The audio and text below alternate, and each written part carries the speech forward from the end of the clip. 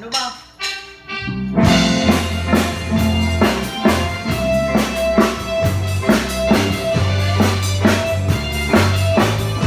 Diyak manilibang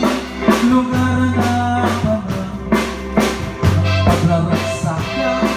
apapapanang pagtitigisan na panahon sa ragsak nalawagan na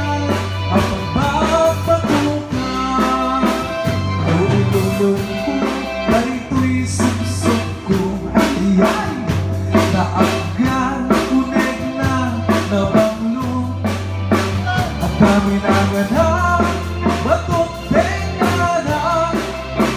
nalawagan na naglawlaw pinagda nalawagan na napatitipusan pagpapawang ang rodado